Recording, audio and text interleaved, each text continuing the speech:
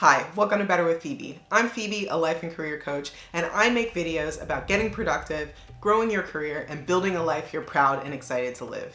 In this video, I'm going to talk about how to work from home with a spouse or roommate productively. I've been working from home either full-time or part-time since 2014. I was also living with a partner who was working from home either full-time or part-time. So here's how we avoided getting fired or killing each other. First things first, if you need a reset, ask for one.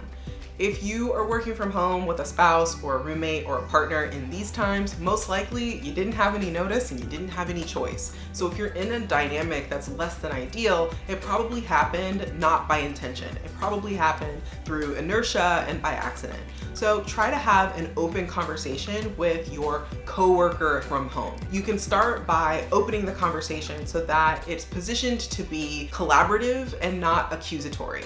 If you start the conversation by saying, I don't like this and this and this and this about how we work from home, that's gonna put your coworker from home on the defensive. And that's probably not gonna end up being a collaborative conversation where you end up with a compromise that works for both of you. Here's a script that'll help you open the conversation so that it's collaborative, not adversarial. I was thinking about our work from home dynamic and I realized that I was struggling with a few things. I was hoping to have a conversation about it because I'd like to hear what's working for you and what's not. You hear the difference there? You talk about what's happening for you, you let them know that something's not working, but you also show that you're interested in how it's working for them. And that the thing that you want to do is to come together and have a conversation about how to make something that works for both of you.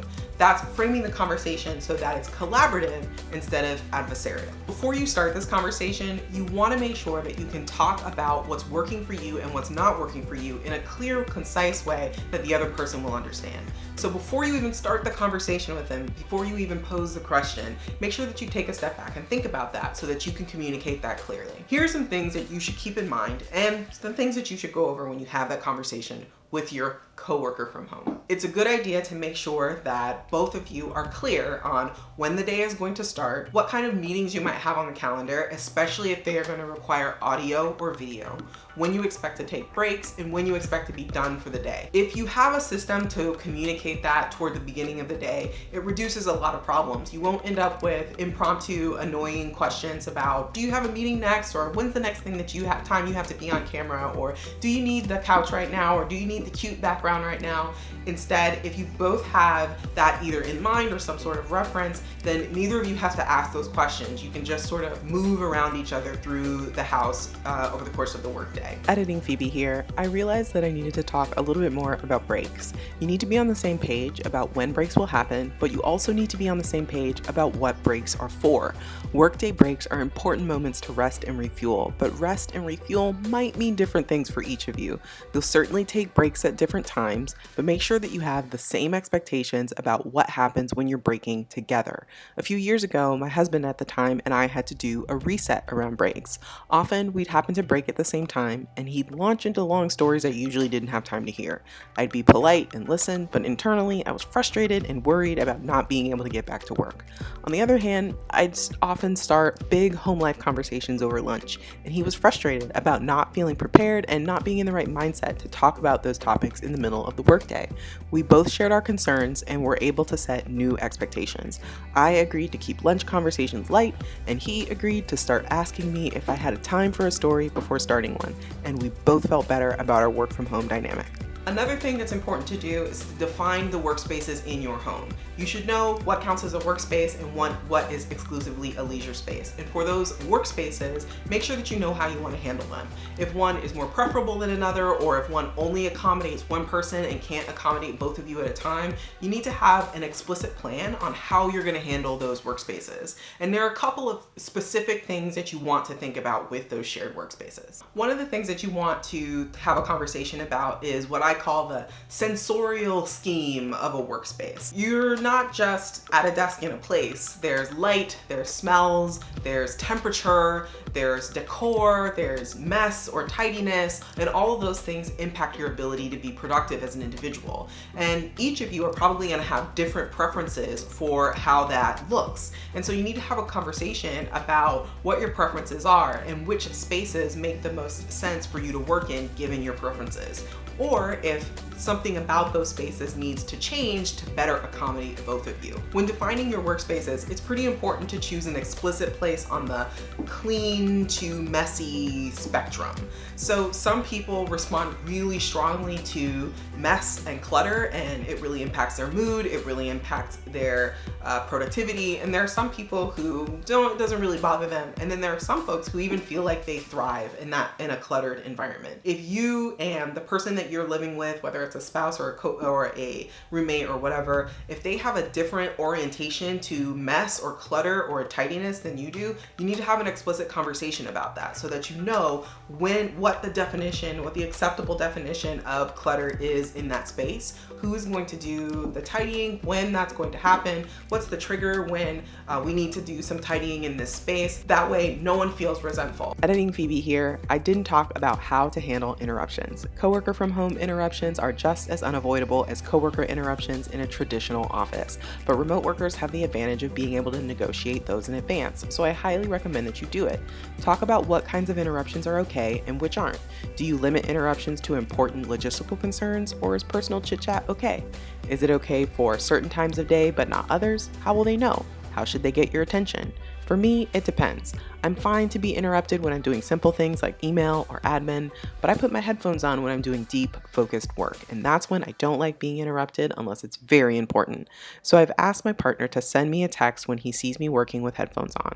If I'm available, I'll pause for a chat, but if I'm in the zone or on a deadline, I'll reply that I need some time. Sometimes I'll be so deep in the zone that I don't even notice the text, but that's okay because we've set that as a norm for our dynamic.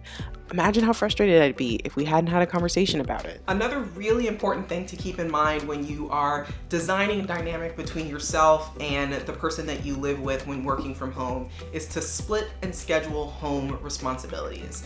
One of the big benefits of working from home is that you're able to incorporate more of those home responsibilities into your day so that more of your off work time can be free time instead of spending it on things like chores. So you can do things like folding laundry while you're listening into a conference call, or going and getting groceries while you're on your lunch, or putting dinner in the oven right before the workday starts so that it's ready right after everyone's done working. That's a really great benefit of working from home, but it can also introduce some challenges if you don't have clarity between yourself and the person that you're working from home with. It's a great idea to start either at the beginning of the week or the beginning of each day and outline what the household responsibilities are that need to get done, whether that is related to pets or kids or cleaning or chores or errands. Be really explicit about what needs to happen during the workday, who is going to be responsible for it, and when it's going to happen. And if over the course of the workday things change, make sure that you're communicating with each other so that if one person is expecting something to get done and it's not possible anymore, you have a conversation. Hey, my schedule changed. I can't, run this over to the post office anymore. That way, again, you don't end up with any resentment. You don't end up with any surprises. There's clear communication, open communication, and everyone knows what's going on. And the last tip that I have is that it's important to check in regularly. If you're currently in a situation where things are less than ideal, it's probably because you drifted there by accident. So you could have a big conversation about all of the expectations and desires and preferences that you want to have for your work from home situation with your spouse or your roommate or whoever it is that you work from home with. And if you don't keep up with that, you're again going to drift into a situation that's less than ideal. So make sure that you're having a conversation regularly. So that could be monthly or quarterly, where you sit down for 15 minutes and have a conversation to check in and see what's working, what's not working. Are there any adjustments that need to be made? Are there any things that we need to make sure that we keep doing because we're doing great? Having that conversation regularly will keep you from drifting. In my opinion, that is a work conversation. That's not a home conversation. So you should go ahead and schedule it on your work calendar during your work time. If for some reason you had to go down to the admin office for your building and get a new badge, that would be something that you would do during work. And so as far as I'm concerned, this check-in meeting with your coworker from home is a work meeting as well. So put it on your calendar. It won't take more than 15 minutes, and make sure that it's recurring. That's it. You are ready to have a conversation with your coworker from home about how to improve your work from home dynamic. Feel free to send them a link to this video or to the Instagram cheat sheet that I posted down in the description. It would be great for you to both be on the same page before you start having that conversation. Thanks for spending some time time with me today. Pterodactyl and I both hope this video helps you be more productive. If you want more tips on productivity, check the links in the description. I'm active on Instagram, Facebook, and I have a great newsletter that sends weekly tips about how to be more productive, grow in your career, and build a life you're proud and excited to live. See you next time.